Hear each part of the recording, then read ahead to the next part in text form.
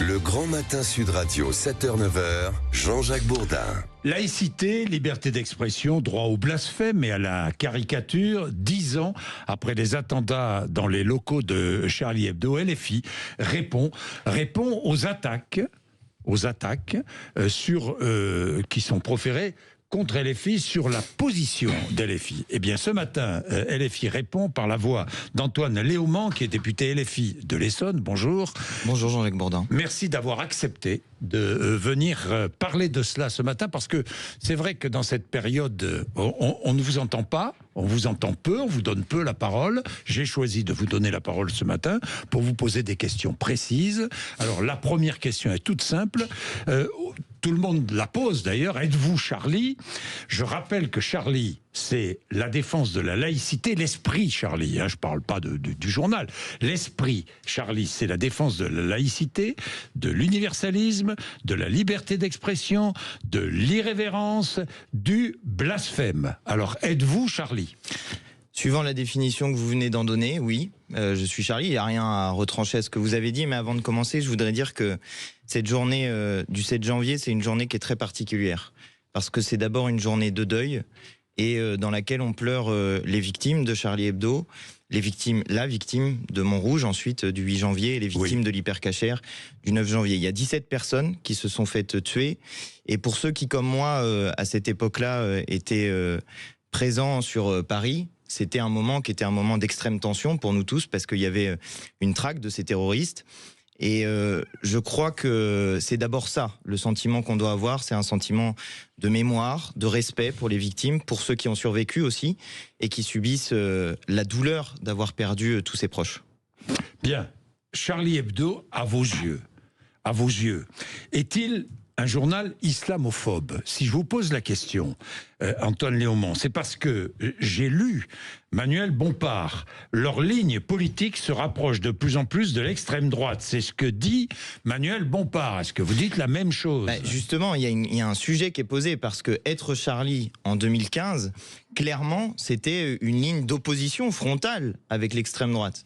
Et jamais un journal comme Charlie Hebdo n'aurait, en 2015, mis sur le même plan le Rassemblement National et la France Insoumise, par exemple. Or, aujourd'hui, beaucoup de gens le font. Beaucoup de gens disent... Charlie le fait. Charlie le fait, par exemple, parfois. Et il y a eu des débats, d'ailleurs, pendant les élections législatives de 2024, pour savoir si Charlie Hebdo devait donner son soutien au nouveau Front Populaire. Ça n'aurait sans doute pas fait débat en 2015, et ça n'aurait pas fait débat, à mon avis, dans l'esprit, par exemple, de Charles, qui est décédé en janvier. Pourquoi est-ce que Charlie le fait ? Je pense qu'il y a une manière, désormais, de qualifier la France Insoumise qui est très problématique, et qui est devenue problématique dans un certain nombre de médias, non pas parce que nous aurions changé, mais parce que la société s'est droitisée. La société s'est même extrême droitisée, et on le voit dans le résultat des élections. Mais que retrancher aux propos de Jean-Luc Mélenchon de l'époque ? C'est pas nous qui avons changé, c'est la société qui a changé. Jean-Luc Mélenchon disait à cette époque-là, Charles, tu as été assassiné comme tu le pressentais par nos plus anciens, nos plus cruels, nos plus constants, nos plus bornés ennemis, les fanatiques religieux. Il n'y a rien à retrancher à ça. Et moi, je veux redire les propos qu'avait eu Jean-Luc Mélenchon, non pas en janvier 2015, mais en novembre 2015, après les attentats du Bataclan. Je veux dire ce qu'il avait dit, parce que il y avait autour de la table Édouard Philippe, par exemple, qui acquiesçait aux propos de Jean-Luc Mélenchon. Voici ce qu'il avait dit. Ce sont nos ennemis. Il faut donc les empêcher d'atteindre leurs objectifs.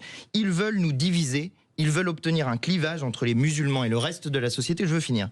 Et il faut le dire avec force, l'islam n'a rien à voir avec ça. Notre premier devoir est un devoir d'amour pour nos compatriotes, pour nos compatriotes tous. Qui a changé en 2015. Qui a changé ? Est-ce Jean-Luc Mélenchon qui a changé ? Non, c'est la société qui a évolué et qui aujourd'hui fait un parallèle.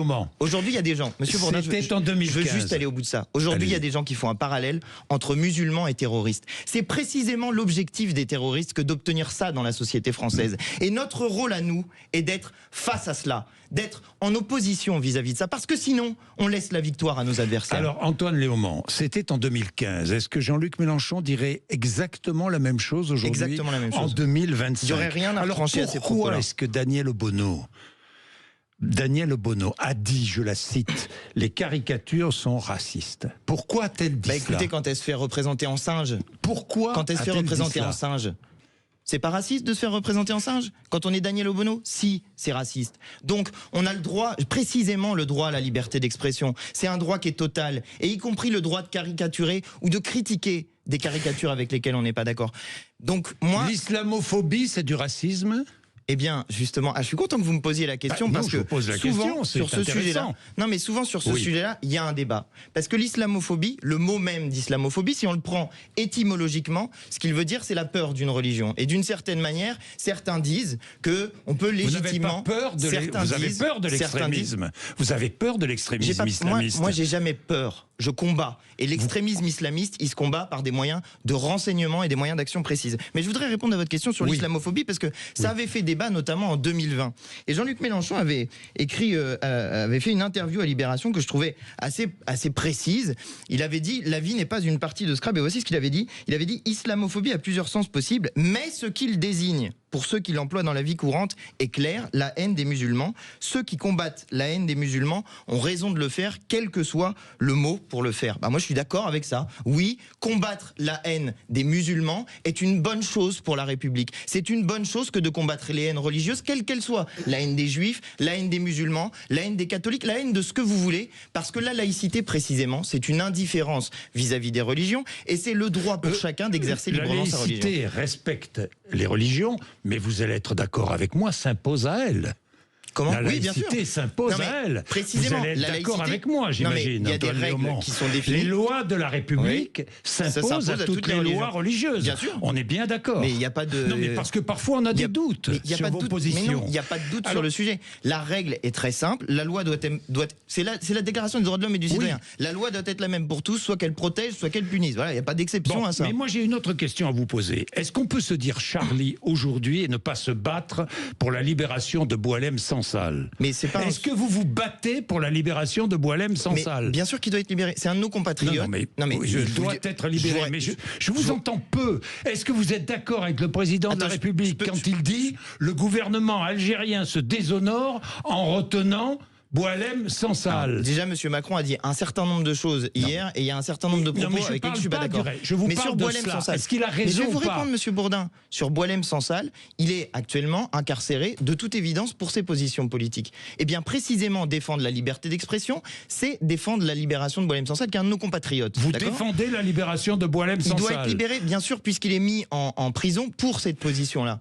Maintenant, est-ce que je suis d'accord avec ce qu'il dit, par exemple, quand il soutient Gérard Depardieu? Vous voulez sa libération, mais vous dites Monsieur Bourdin, bon, il est en prison, Bourdin, je défends mordicus ma liberté d'expression. Ma liberté d'expression, c'est de dire à la fois je veux qu'il soit libre parce qu'il ne doit pas être incarcéré pour des opinions politiques, mais je ne suis pas d'accord avec un certain nombre de ses opinions politiques. C'est ma liberté d'expression de le dire, et j'ai le droit de faire ça. J'ai le droit d'être du côté de la liberté d'expression, quoi qu'il arrive. Je vous repose la question, vous ne m'avez pas répondu. Si, je vous ai répondu.